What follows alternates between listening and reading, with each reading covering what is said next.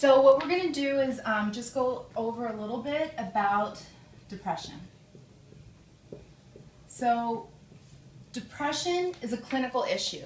It's something that people have misused a lot by saying I'm depressed or I'm feeling depressed, and yet it is not just a feeling, it's a clinical issue.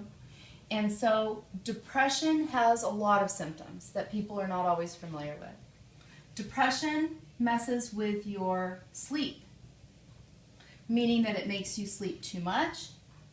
It makes you have difficulty falling asleep. It can cause erratic sleep patterns, meaning that you fall asleep and wake up and fall asleep and wake up. Or for some people, it has what we call early morning awakening, where usually 3 a.m. in the morning, eyes pop open, I'm wide awake, can't go back to sleep, and then maybe fall back to sleep about 5 o'clock and then wake up really, really tired. So that's how it messes with your sleep. It can mess with your appetite, meaning cause you to eat too much with a weight gain, cause you to not have an appetite with a weight loss, or it can cause feeling really hungry, not feeling hungry, not hungry. It can also mess with your energy, meaning decrease it. It can mess with your motivation, meaning decrease it. It can also mess with your focus and your concentration, meaning decrease it. It can also increase your anxiety. The other thing that's kind of a duh, but it can cause fatigue, meaning there's people that can get 10 hours of sleep and wake up and still feel tired. It can cause headaches, stomach aches. It can cause irritability. It can cause agitation. It can decrease or completely take away sex drive. It can cause people to feel hopeless. It can cause people to feel worthless.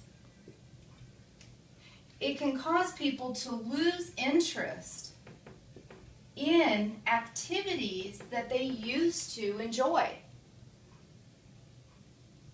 The other thing that it can do is it can increase crying. It can cause you to feel sad. And it can also cause what we call suicidal ideation. Suicidal ideation is a thought of, gosh, I wish I could just go to sleep and not wake up in the morning. Life's hard. And then that's as far as it goes. A lot of people have that thought or that feeling. The next level of that is if people develop a plan. A plan of, gosh, I wish I could go to sleep and not wake up, and hey, maybe if I took a lot of pills, that could work. Then there's a thing called intent. So if people go, wow, I really wish I could go to sleep and not wake up. Hey, I could take a lot of pills to make that happen, and hey, my friend next door has a bunch of medication. I bet you I could go grab it from their medicine cabinet. Well, that's when we get into a 911 situation, okay? Once we get into this area at all, there's concern that when people are planning and, of course, have any intent. But a lot of people walk around with just a feeling of just not wanting to wake up in the morning, wanting to not really function, and that can be an okay feeling. So when we're looking at depression, most people look at depression as this: crying, feeling sad, or wanting to kill yourself. And yet you can see how more physical depression actually is. And I always do this list from the top of my head, so I may leave a couple of things off, but you can see how physical it really, really is. And you only need 3 or more of these symptoms in order to qualify for depression, as far as being depressed, whether it's mild, moderate, severe. There's another thing called dysthymia, which is a very low-grade depression. So when you have 3 or more of these that are going on,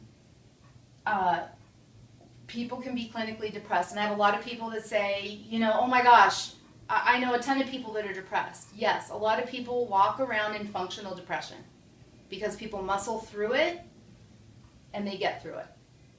And eventually it'll stop working, which is usually why people end up here. So here's what happens in the brain with depression. So in our brain we have neurotransmitters. And so these neurotransmitters are firing. They're doing the job they're supposed to do, and then they reabsorb back into the brain, and then they fire and they do their job and reabsorb. So this is going on all day long in a normal brain. And it's a bit of a chicken and an egg story about how this happens, but what definitely happens with depression is that the neurotransmitter fires, like a bullet firing out of a gun. It skips the job that it's supposed to do and immediately absorbs back into the brain. So it's like a dry sponge when you drop water and it just sucks it right back up. This is what starts happening with our neurotransmitters in our brain, is they fire and absorb, fire and absorb. And as this process starts happening is when these symptoms show up, okay? So the good news is, #1 treatment for depression is counseling. And the reason that is because it develops strategies and coping skills to deal with stress, manage stress. And as we do this, it's all documented also. So people have had their brains scanned coming into a counseling session and after leaving a counseling session. And the parts of their brain that are lit up, that help fix and repair this, are all lit up. So it's documented proof that counseling and learning different ways of dealing with stress can help these go away and fix your brain. #2 treatment, it's kind of a duh, exercise. Exercise is a no-brainer, meaning it gets these neurotransmitters going, it gets your dopamine going. It is definitely a great way to repair this situation and fix it. Now, I have people that just do #1 and 2 with depression and do improve and get better and get rid of these symptoms or decrease them a lot. Depression is not one of those mental health issues that needs medication. But sometimes #3 has to happen, which is medication, okay? Medication, all the medication does, it's called a psychotropic medication, called an antidepressant. Now the reason that antidepressants are our first go-to is because they're not addictive and they're not mind-altering. And very, very, very few side effects, if any, and no long-term health issues documented. So what an antidepressant goes to work at doing is building up a little wall right here. So as these neurotransmitters fire, the wall that's there says, wait, you have to stay here and do the job that you're supposed to do. And as your brain starts remembering, oh my gosh, this is what we're supposed to do, and the neurotransmitters get back to normal, what we're looking for is for these symptoms, again, to decrease or to completely diminish. So, you know, when do we go to, and of course there's lots of other things, you know, yoga, there's a host of other things, but in my talk here, this is what I just talk to clients about here because of course they're in therapy now. Usually they come to me and this is why I explain this. So, the only time when people come to counseling, I say, you know what, if people go, I don't want to take medication, I want to do it on my own. I fully support that, and we say, let's go for it. So we're just going to do #1 and 2, and we're going to make plans each week for how you can be successful with stress management and maybe organization skills and whatever else you need to do to, you know, increase sleeping and maybe strategies for going to bed earlier. There's a ton of different things you can do. And as people leave and make commitments to exercise and things like that, then what happens if week after week after week people are coming back saying, well, you know, I didn't, and yeah, I kind of thought about it, didn't feel like it, and all those sorts of things that I hear in here. You know, the symptoms of depression in and of themselves can mess with a follow-through with counseling skills learned in treatment, and also exercise. People who are feeling fatigued, not motivated, whatever. A lot of people will say, you're just lazy, you're lazy. A lot of people who've been depressed hear that their whole lives, you're just lazy, you're just lazy.